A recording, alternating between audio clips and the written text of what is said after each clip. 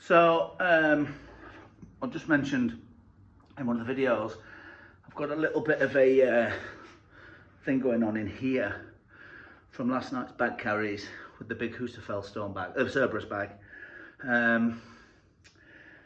It's not catastrophic, but it's painful enough to warrant some attention. I like, and I've always liked for this sort of a thing, a bit of blood flow restriction to get extra blood in the area. There are many different ways people have talked about doing it, with specially calibrated straps and this, that and the other. I just think aim for a strap that you can get to about 6 or 7 out of 10 on the tightness and go from there. You don't want to get numb in your fingers or start to feel a bit weird. If you do, you need to get it off and get out of there. But anyway, I've put it slightly above my elbow crease, as you can see here. It's probably on a 6 out of 10 tightness. And what I'm going to do on the cables with the Bear Grips strap, I'm going to do some hammer curls. I'm not bothered about doing it with this. I'm not doing it for size or anything like that. I'm doing it to get a bit of blood in. I'm probably going to do a really high rep set on there, or a couple of high rep sets. Then I'm going to jump in and do a bit of rice bucket work on it just to get a bit more blood in. So I'll leave the video running, do this, and then so we get on.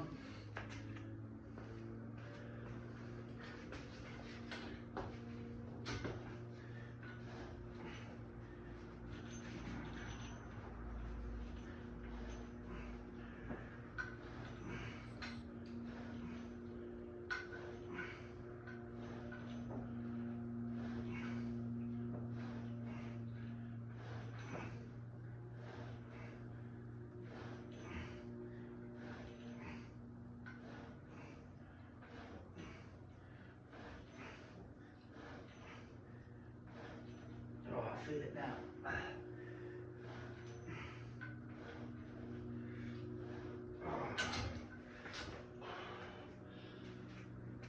Start to feel that really burning in there. I think it's the brachialis that's hurting, the one that goes along your forearm up to here somewhere.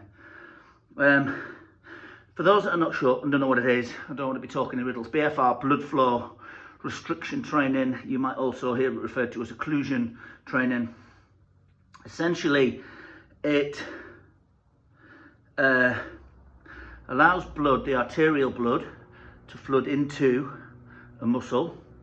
So the compression that you put your strap on there with isn't tight enough to restrict the arterial flow into the muscle, but it is tight enough to stop the venal, or the venous, whichever it is, flow, the vein flow out of that area. So the muscle tends to pool in there. It's an excellent tool. I know a lot of bodybuilders and weightlifters use it for bringing up weak body parts, but you can also use it a lot for injury recovery and that sort of a thing. So yeah, you are essentially doing that. You're restricting the blood flow, occluding the blood flow, which is what I've done. I've just felt that's really was nice and sore there. So now I'm going to do a little bit in the rice bucket for a minute or two. Don't too much, just to get a pump. So I'm going to get the get this box, grab the rice. There we go. So this is just simply for those that want a better view. This is the rice bucket. Probably this has been in here for ages. Probably the cure for cancer is in here. So there's lots of different things you can do. You can start off with just doing the fingers, jabbing it in, and then moving into these sorts of things where you're opening and then jabbing it and closing, this sort of a thing. And with the fists where you're moving. Essentially, I just want to get a little bit of blood in the entirety so we can move around. We can do the scoop.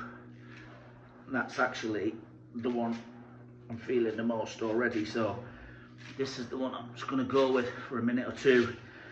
You don't have to sit and watch this whole video, but what I'm going to probably do is a few of these scoops. Then I'm probably going to go backwards and forwards, just finding what movement in here feels tight there. And then I might even finish off with a bit of dumbbell work just to get a little bit more blood in that little area there. But anyway, thank you for watching that again, and hope to catch you for another video next time.